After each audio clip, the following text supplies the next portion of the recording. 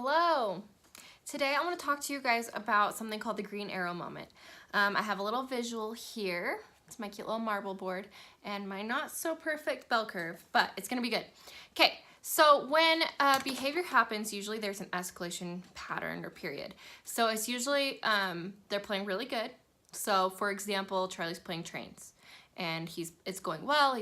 He's putting the tracks together and he's playing really good. Then maybe he gets to a part that usually triggers him, like the bridge. He can't get the bridge to stand up. And so you can see him trying to get the bridge to stand up and maybe he's starting to get frustrated. Okay, that is, oh, let me show you. So green playing good, yellow starting to get frustrated, and then red, the bridge collapses, he throws a fit, he throws the train. Another example is say he's playing, or say your child is playing at the park and things are going super well, they're running up and down, it's playing really good, and then this is the green, and then another child comes to the park, and maybe your child doesn't necessarily know how to take turns or how to communicate that they want to turn, and so you know that a yellow moment's starting to happen. The behavior is starting to get escalated. There's anxiety, there's fear, maybe there's just frustration, and you can see that something probably is going to happen. And then red, the behavior hits. So that is maybe they like hit the other kid. Okay, so the traditional way that a lot of us discipline right now is in the red arrow moment. So your child throws the train across the room.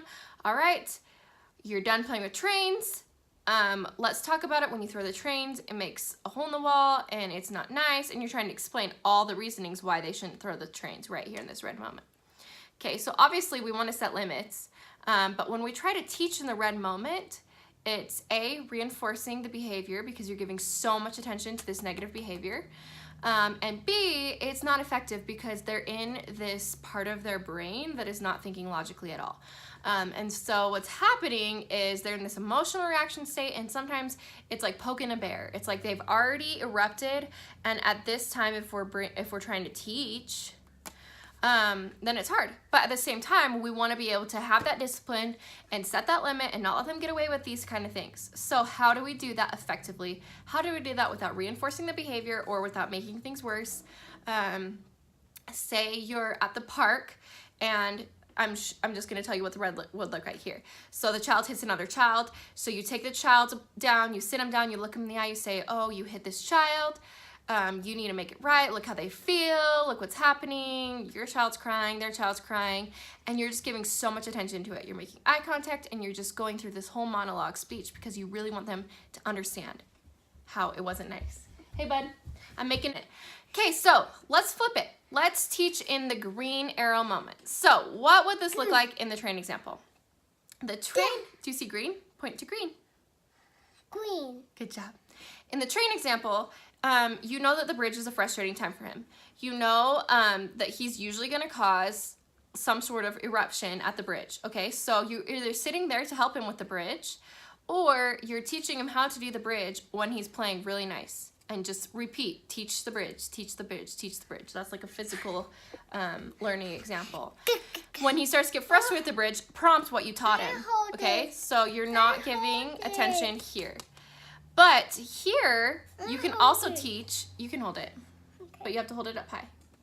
Here, you can also teach what happens if this challenging behavior occurs.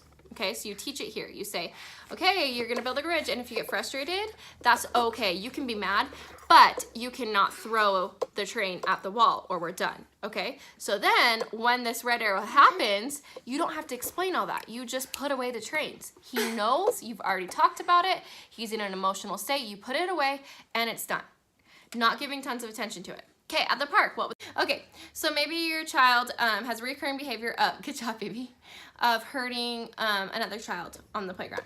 So you would teach these recurring behaviors here, okay? So if they have trouble sharing, or if they get screaming and mad, like my child, when another child is not sharing with him, he will scream and cry and have like a meltdown. He won't usually hit unless there's like an aggressive child with him.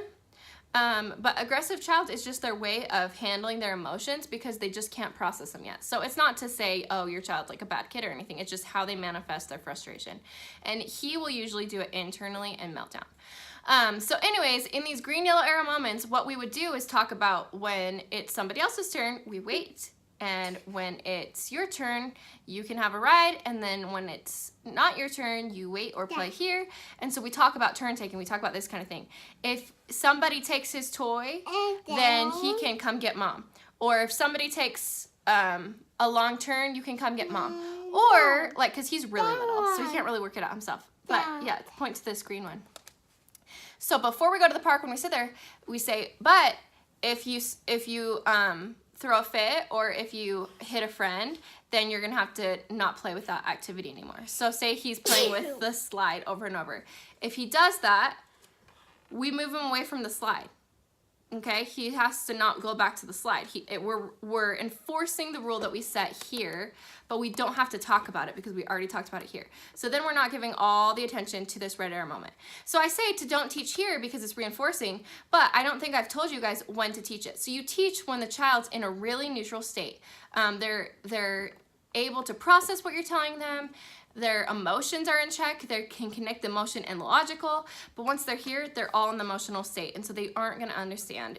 As much as we want them to be empathetic when they hurt somebody, they're not going to understand until they get back here. And so when they're back into a state like this, then you can talk about those emotions and the empathy.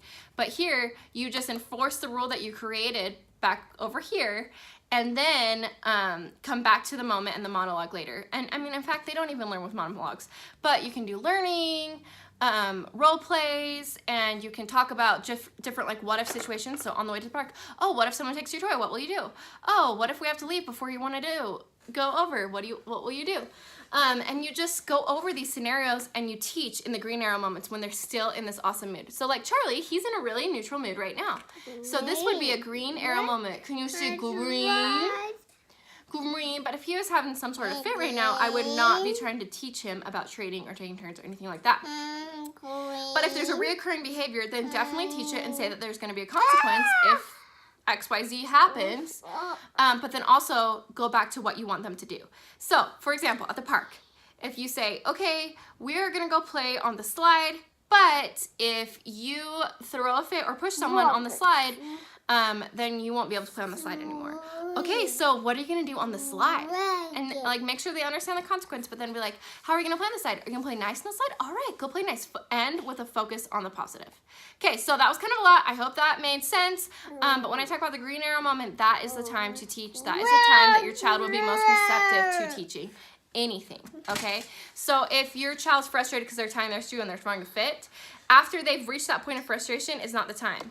Just tie their shoe, and then next time at the green arrow moment, teach them how to tie their shoe.